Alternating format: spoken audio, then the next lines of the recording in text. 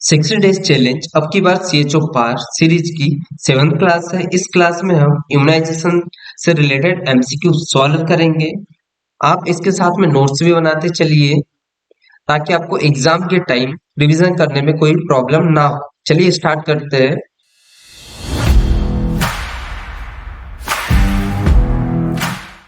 60 days challenge अब की बार CHO पार series की 6 क्लासेस अपलोड कर दी गई है, जिसकी लिंक आपको डिस्क्रिप्शन में मिल जाएगी। तो चलिए स्टार्ट करते हैं आज की class.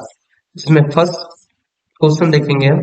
After preparation measles vaccine should be used. यदि इसमें पूछा है मीजल्स जो वैक्सीन है उसे प्रिपेयर करने के बाद में कितने हावर्स तक अपन यूज कर सकते हैं।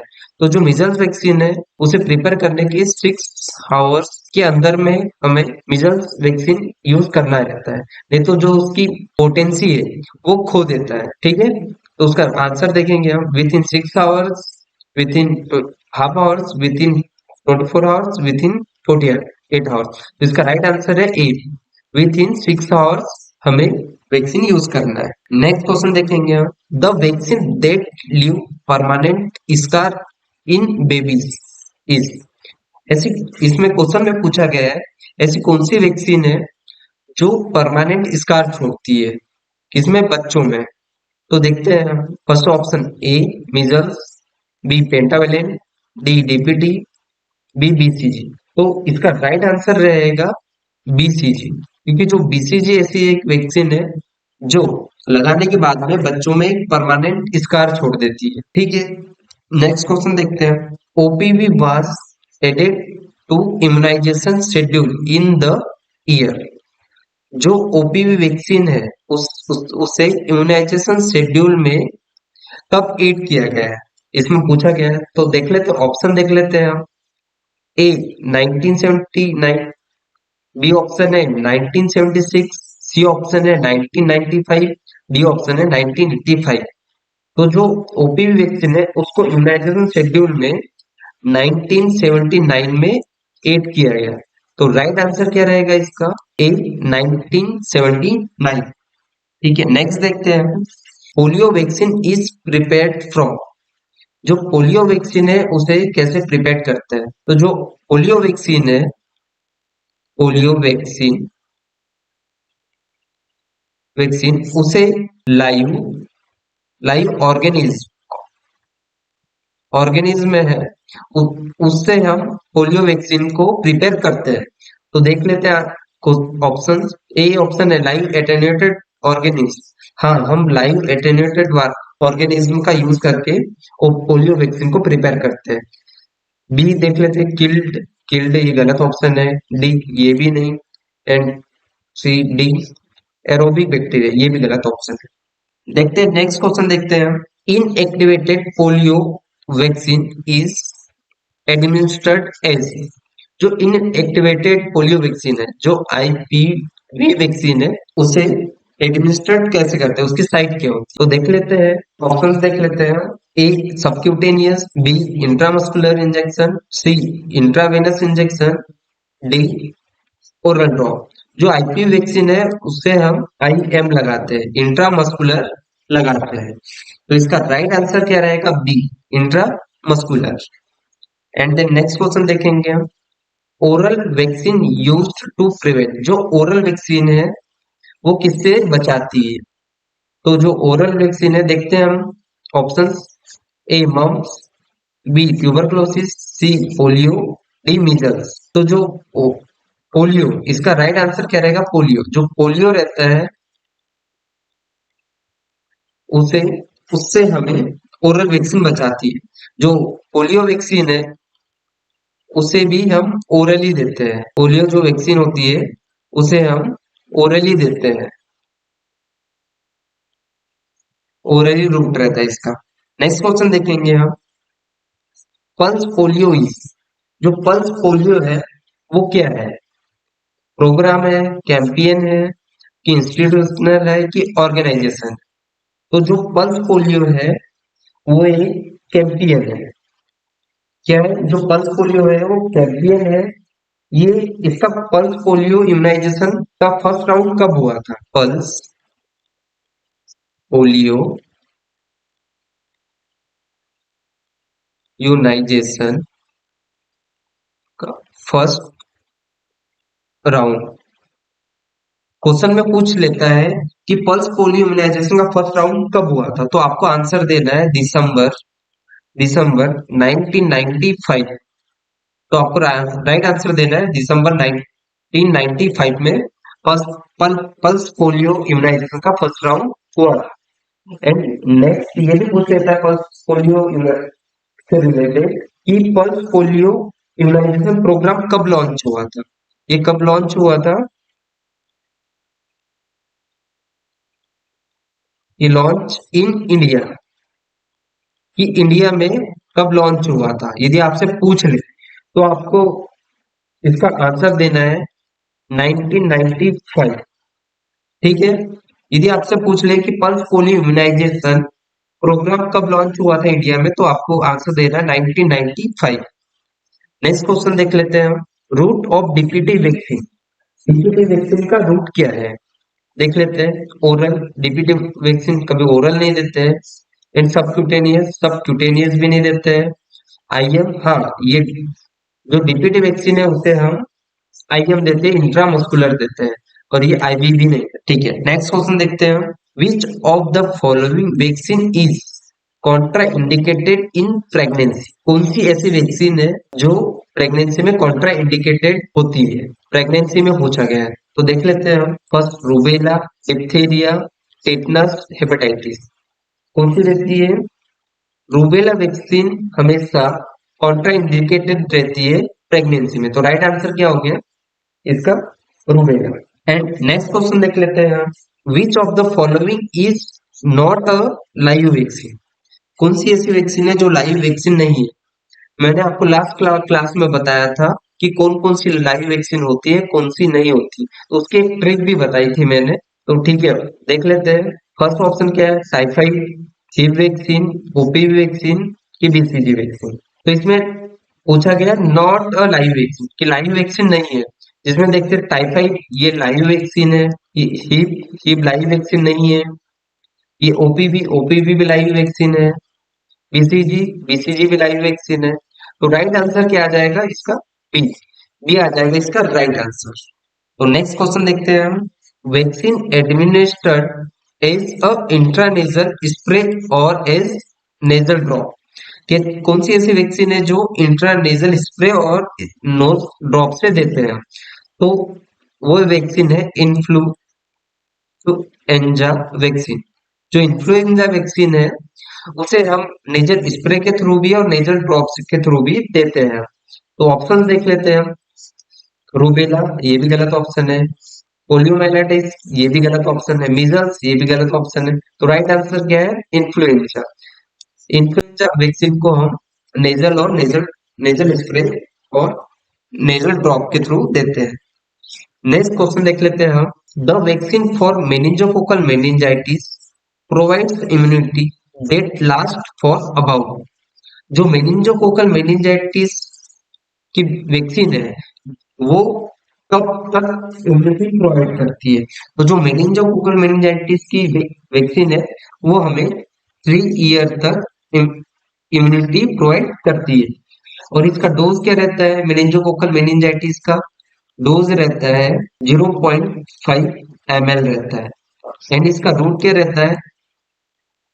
इसका रूट रहता है IM एंड सबक्यूटेनियस। जो मेनिंजोकोकल मेनिंजाइटिस की जो वैक्सीन है उसे हम IM और सबक्यूटेनियस दोनों दे सकते हैं। और ये प्रिवेंट कैसे करता है? प्रिवेंट प्रिवेंट कैसे करता है? नाइजीरिया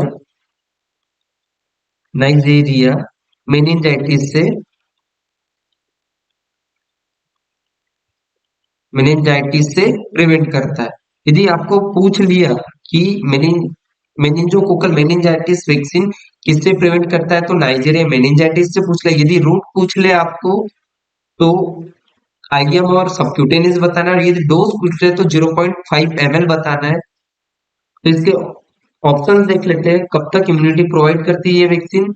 5 ईयर ये भी गलत ऑप्शन है, 2 ईयर ये भी गलत ऑप्शन है, ये 3 ईयर तक इम्यूनिटी प्रोवाइड करती है। इसका राइट आंसर है सी, 4 वीक गलत हो जाएगा। नेक्स्ट क्वेश्चन देखते हैं, route of administration of hepatitis B vaccine.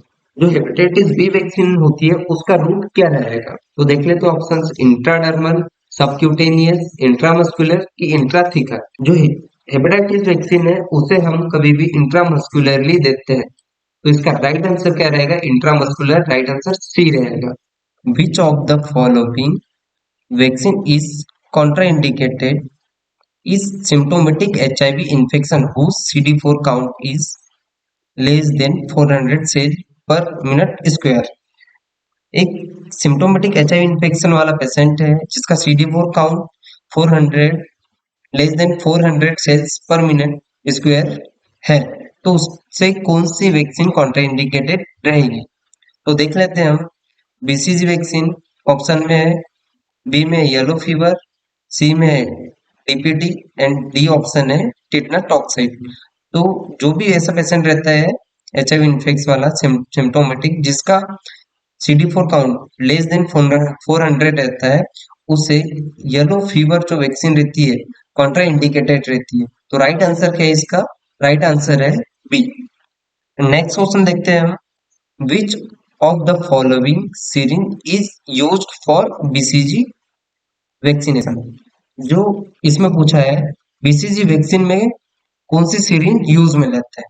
Option में है 2 cc, 5 cc, tuberculin and 10 cc।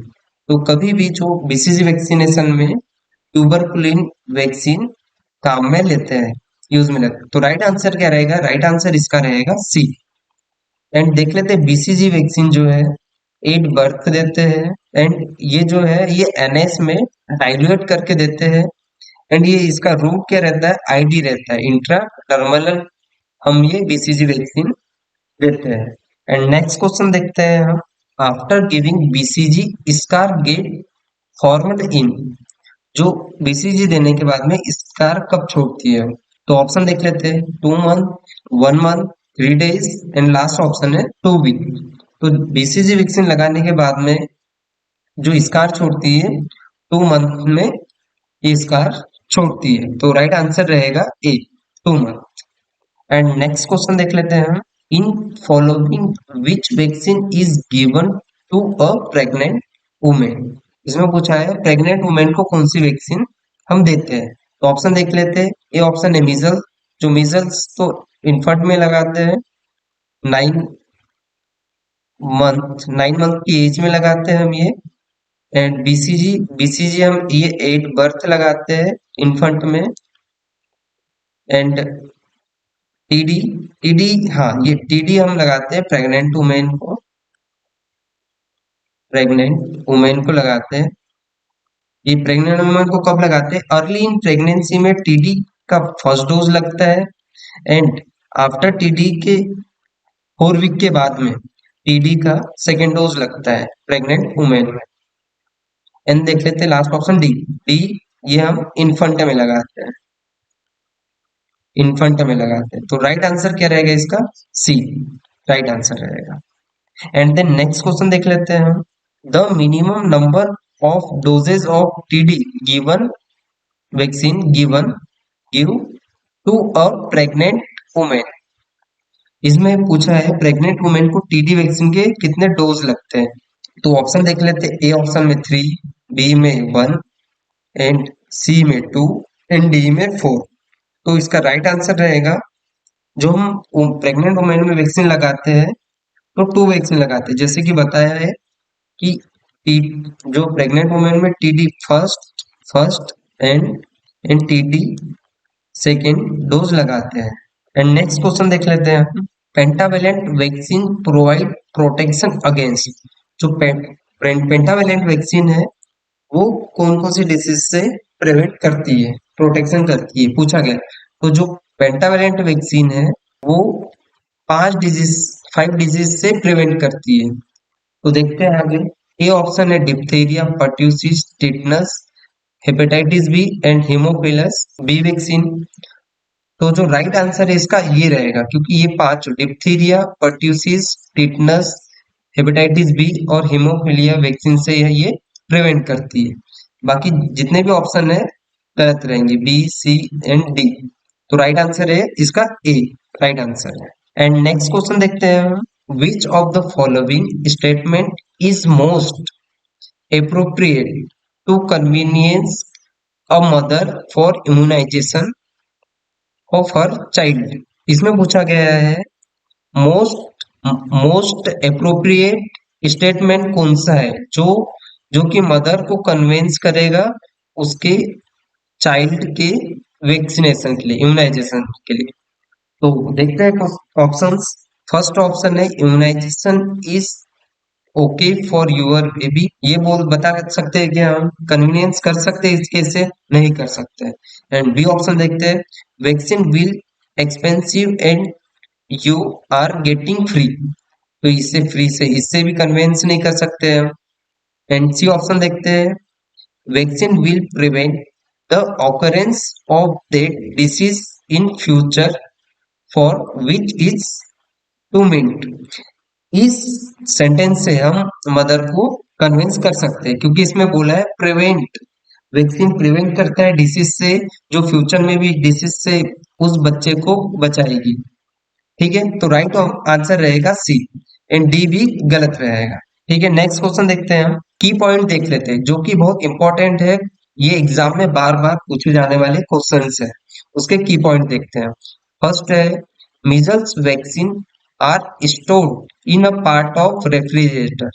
तो जो मीजल्स वैक्सीन है रेफ्रिजरेटर के डीप फ्रीजर में रखते हैं, -20 डिग्री सेल्सियस पर हम रखते हैं मीजल्स वैक्सीन को।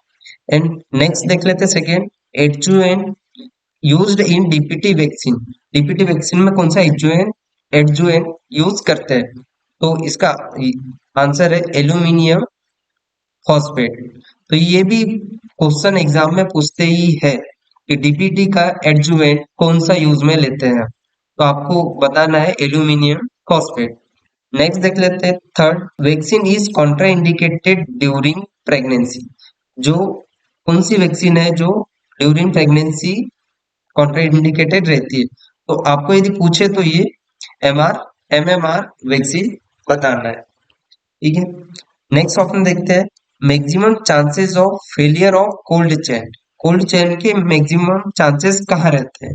तो यदि आपको पूछे तो ये विलेज लेवल आपको बताना है। एंड लास्ट देख लेते हैं हम, toxoid vaccine is, toxoid vaccine कौन कौन सी है? टॉक्साइड वैक्सीन एक टिटनस है और एक डिप्थीरिया। टॉक्साइड वैक्सीन के एग्जाम्पल पूछे आपको तो टिटनस और डिप्थीरिया आपको बताना है।